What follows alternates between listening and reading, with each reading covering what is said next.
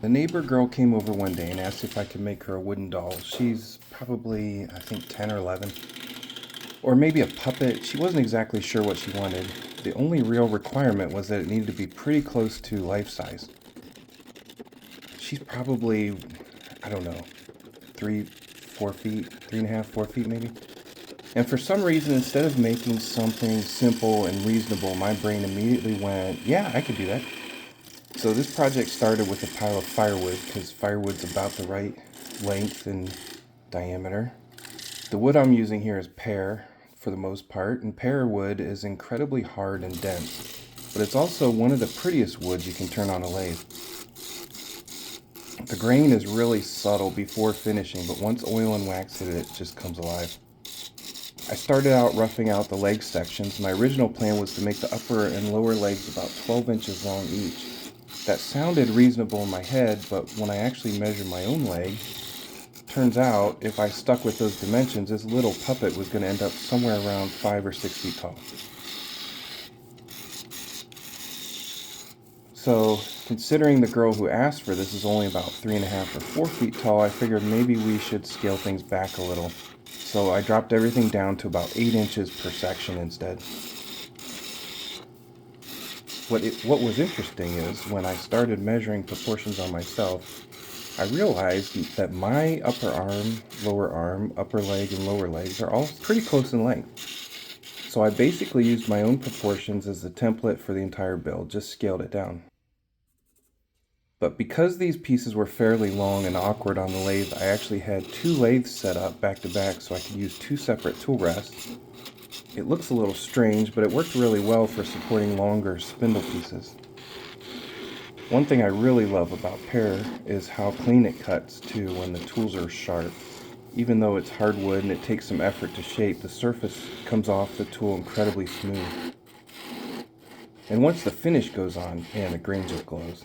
I love this wood. For sanding and polishing, I'm using my homemade abrasive paste. It's just beeswax, mineral oil, and diatomaceous earth mixed together. I heat it up, melt it, mix it all together, then let it cool. It works surprisingly well for getting a smooth surface right off the lathe. After that, I finished everything with Brazilian carnauba wax. That gives a really slick, durable top coat and makes the grain pop even more.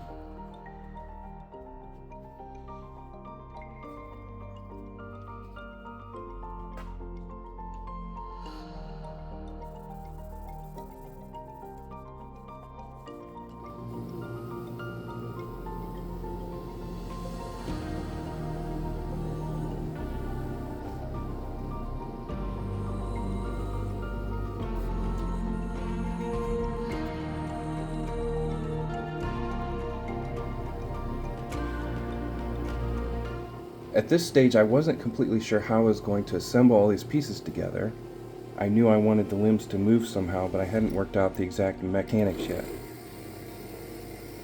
So, my solution was basically, well, I'll drill straight holes first and figure out the rest later. That kind of describes a lot of woodworking projects that I do. This is the first piece done.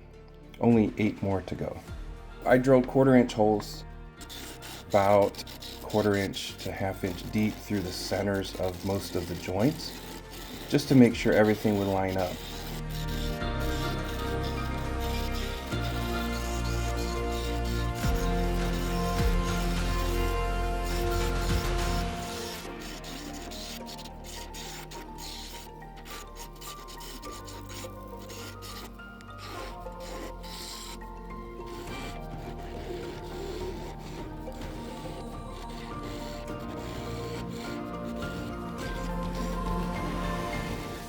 Somewhere around this point, the whole thing really started to remind me of Pinocchio. Just seeing all these wooden limbs laid out on the bench gave it that carved puppet look, which honestly made the project even more fun. Most of the wood I was working from had originally been cut as firewood, around 18 inches long, so I could usually get 2 usable pieces out of each log.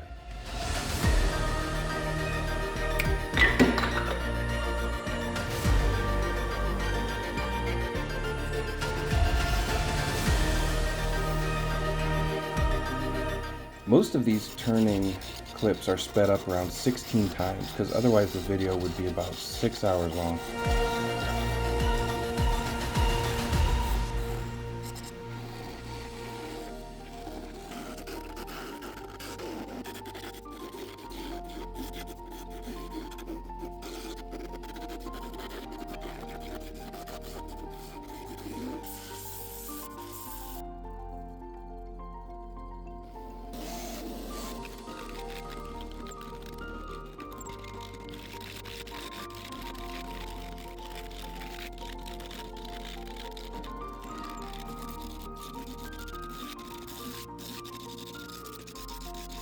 For the feet, I didn't carve them. I turned them kind of pointed and then cut it with my bandsaw to make them look like shoes, and then sanded them quite a bit to shape. I didn't want to do toes and fingers and all that. The shoes make him look a lot more like a storybook character rather than feet. So I love the little wooden shoes.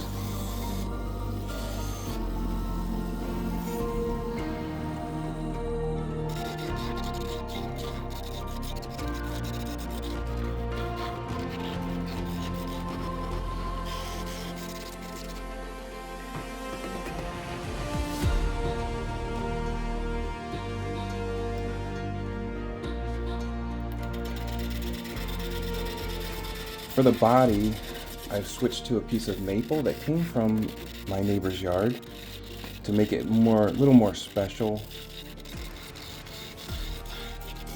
It was a tree that had just got cut down, so it was very wet, which is a lot of fun to turn because it has a lot of ribbons and it just cuts really easy.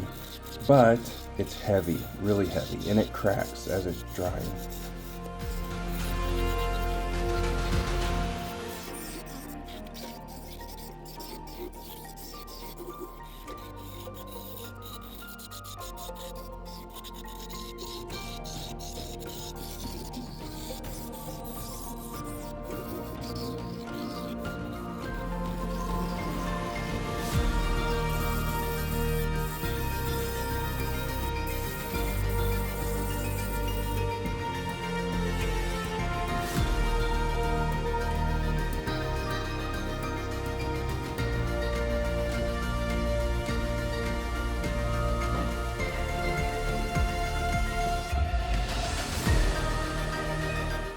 I originally planned on using this whole piece for the body, but once I picked it up, I realized there's no way a 10-year-old kid was going to comfortably carry this around.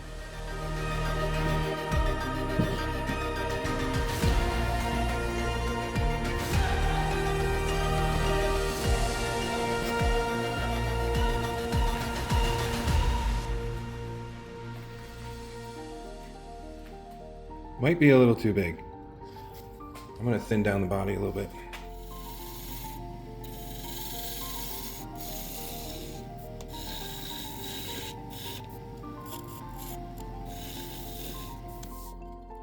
So, instead of using it for the torso, I decided to scale it down and use part of it for the head and the rest for the hands. And because the whole project already felt like Pinocchio, I decided he needed a pointed hat. I don't really know why Pinocchio has a pointed hat. Maybe Geppetto just liked the look. Maybe he thought he looked like an elf. Maybe that was just the style of puppet fashion back then. Either way, he's getting a pointed hat.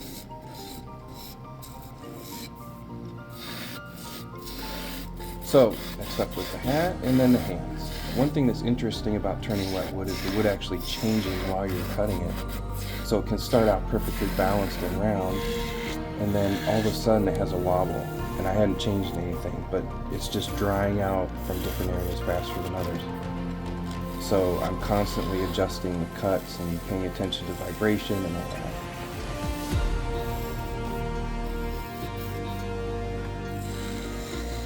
For the hands, I decided to keep things really simple. Instead of carving individual features and joints, I just made smooth wooden spheres. I don't want it to turn into like a 6-month carving project, so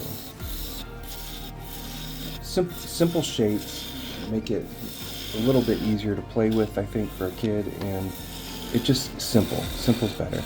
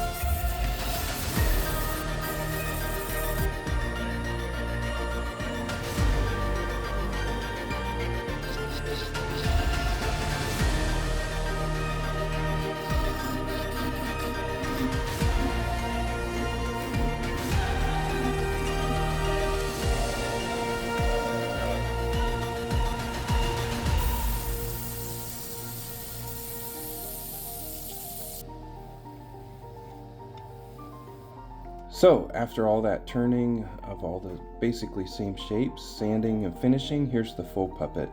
About 3 feet tall. Perfect size. Alright, I've already put together the legs, the feet, and the arms and the hands.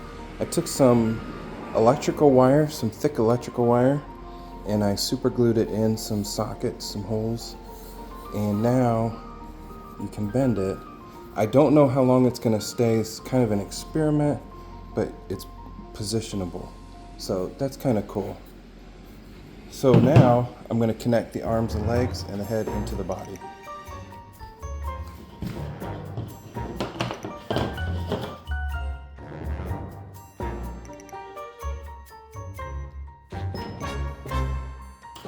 At this point, I had a pile of finished parts on the bench and still needed to figure out how to actually connect everything together. For the joints, I ended up using 1/4-inch holes with electrical cable, like electrical wire, solid core house wire. I pulled it out of the jacket, cut it into about 1-inch, 1.5-inch sections. And then in the 1/4-inch hole, you could fit the white, the black, and the ground wire, and it would fill up the hole and stick pretty good. I used Satellite City CA glue, medium, and I'd fill it up about half full, and then put the wires in and let it cure overnight.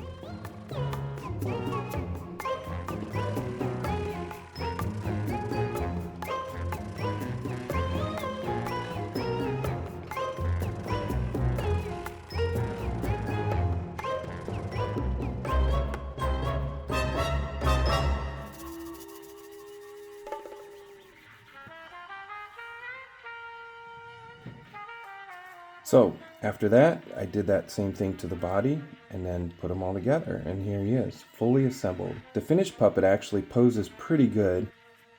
For the face, I originally planned on keeping it simple, so I made a fixed nose, and I wanted to have a way to make different expressions. So he could smile, he could be surprised. So I glued on the nose, and then I embedded magnets for the eyes and the mouth.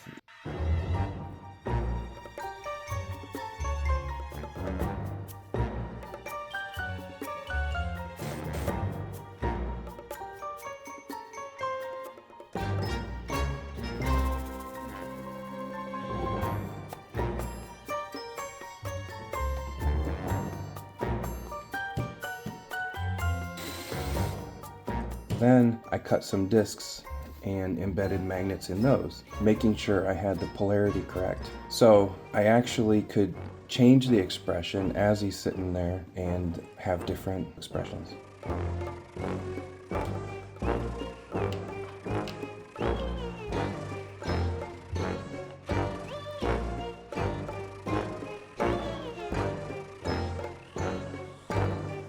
So you can already see some cracks forming in the head.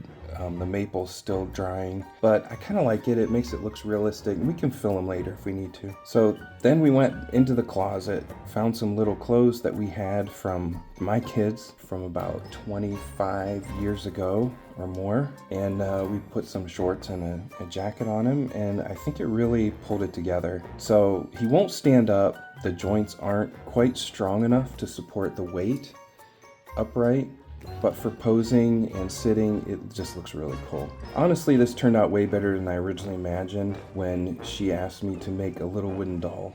That's how I made this life-size, kind of Pinocchio-inspired wooden toy. Thanks for watching, and if you enjoyed the video, make sure you subscribe and check out some of the other projects here on the channel. Thanks for watching.